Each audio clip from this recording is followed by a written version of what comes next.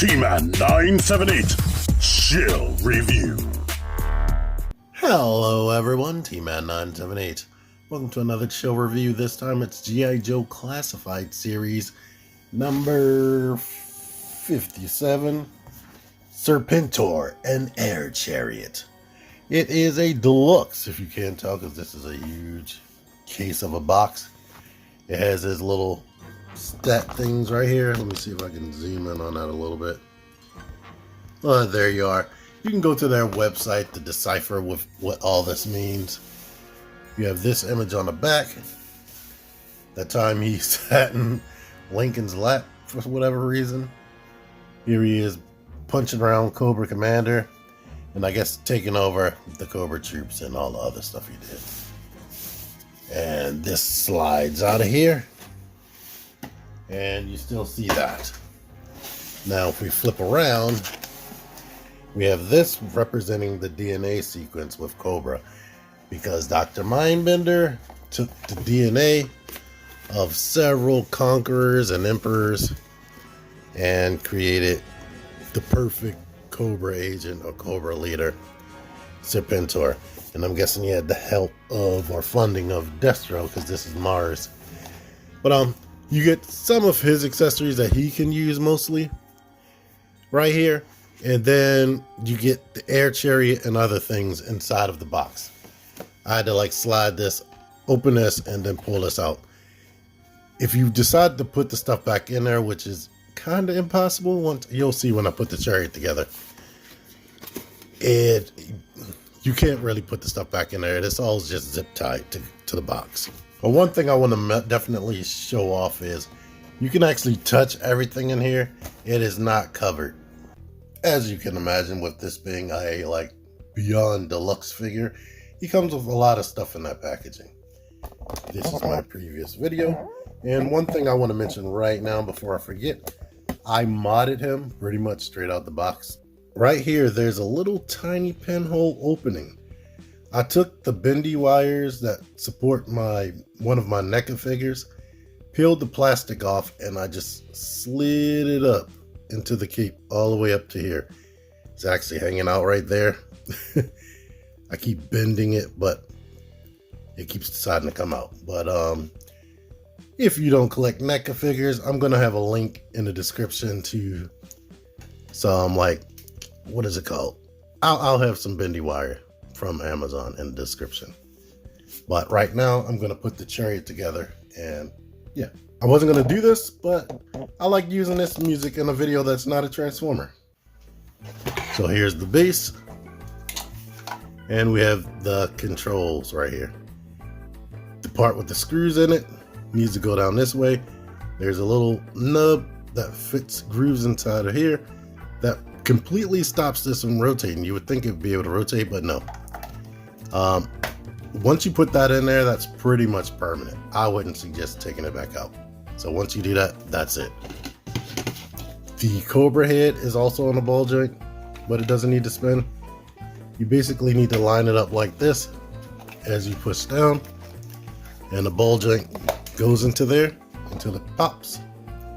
So there you are with that. Then we have these two tail fins. I'm pretty sure there's a specific name for it, or aviation name. But note that there is a slant right here on both of them going into different directions. As we turn this way, that one doesn't fit there. You see that it fits here perfectly. So that's the best way to know which one goes into which. There you are with that. Now we have this gun right here. We take this, put it into there. Then we take one of these ammo cartridges. This flat part right here goes into the back, while this with the little nub goes into the side. I'm gonna put that there and port that here. All right, same thing over here. Put that into there. Grab this, plug that in there, plug that into there, and We can put this here, put this here, and now we have the air chariot fully assembled.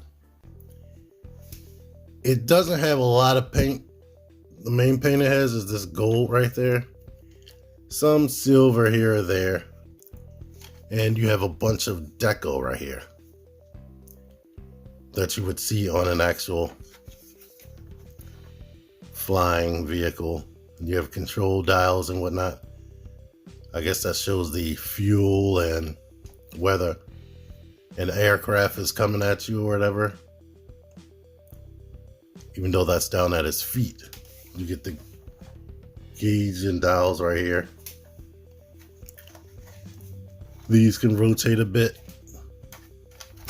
This fan actually spins in there, but it's hard to actually do. You can see it up under here.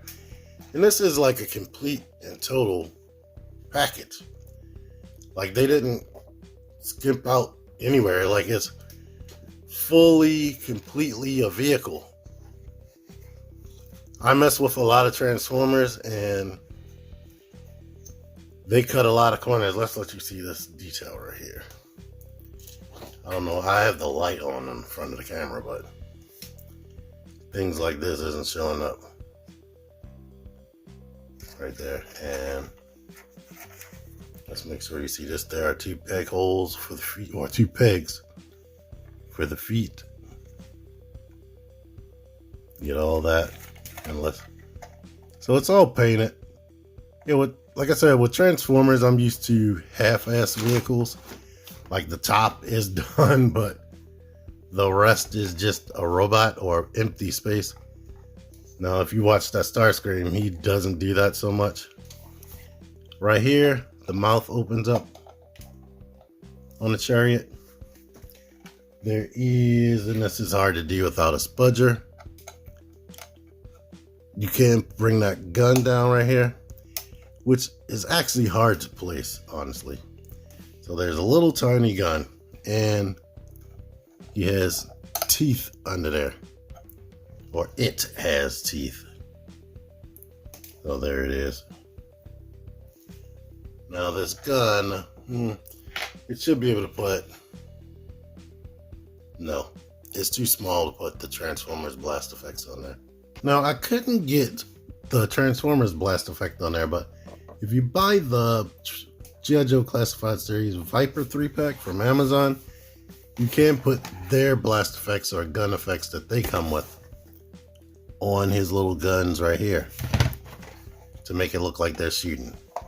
And if you've never heard of that Viper 3-pack, because I did not review it yet and you only watch my channel, in my description, in my Amazon associate link, my main storefront, I do have a G.I. Joe Classified G.I. Joe Classified Series section, and you can see everything that's actually available on Amazon. This is a Hasbro Pulse exclusive, so you won't see this, and if you do, it's going to cost way more than it should.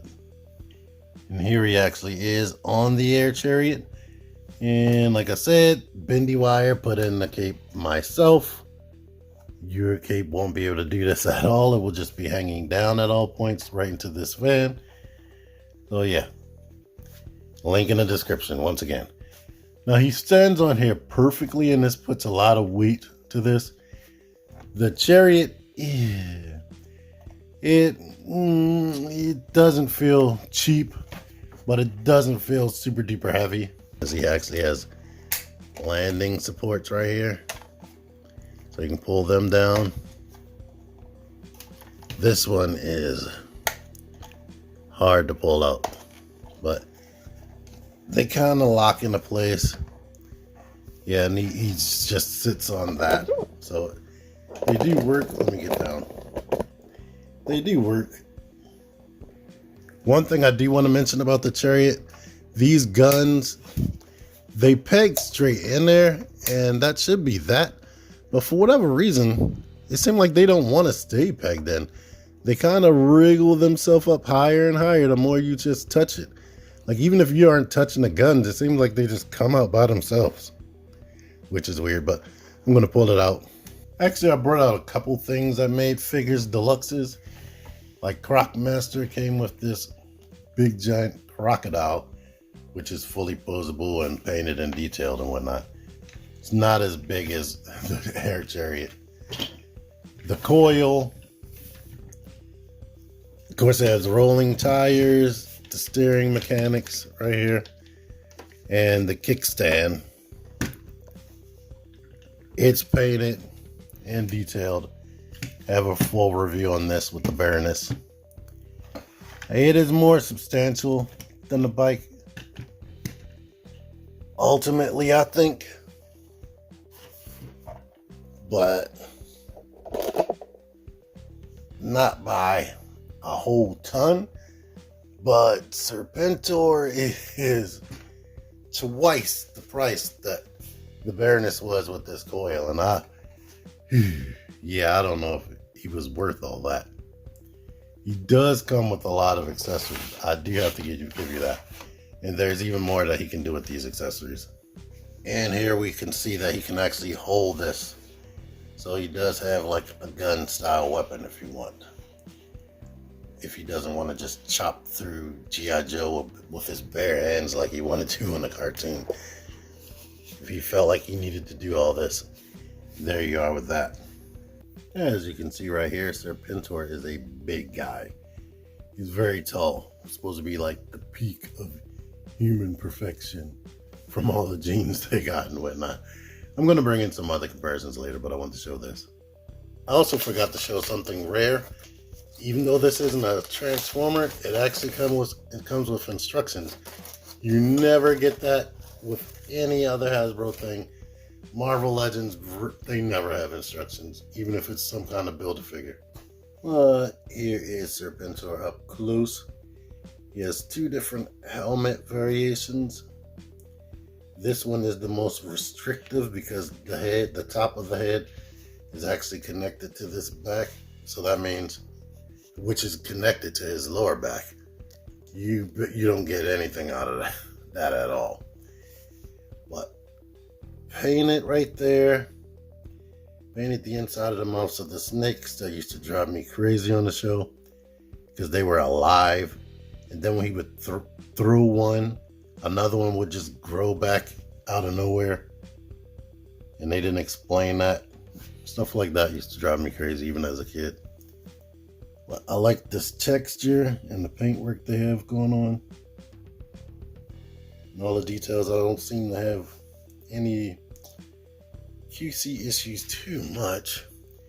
Here is the texture they were able to put into the back of the cape. The inside of the cape is pretty plain. You may have noticed that hole in the arm. If you didn't, there you go. I'm about to be doing an accessory parade, so you will see how that works. Anywho, first accessory I'm going to show, you have this claw attachment. Sort of like Shredder and Cobra mixed together. And here we go with this. I personally don't remember this. I think when Serpentor came on there, those episodes I didn't watch too much over and over again.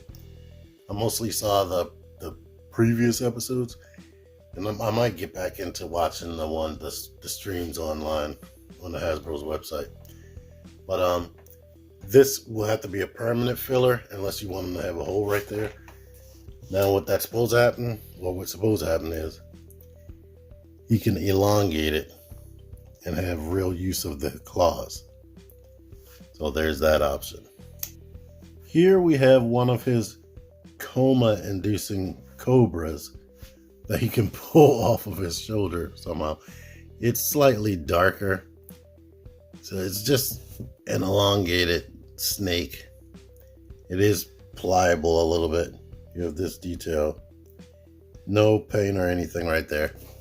But as you can imagine, you can hold it if you like. So he can get ready to throw it at somebody. Maybe hold it with two hands. You get this sword right here, which isn't a long sword. He's capable of holding this.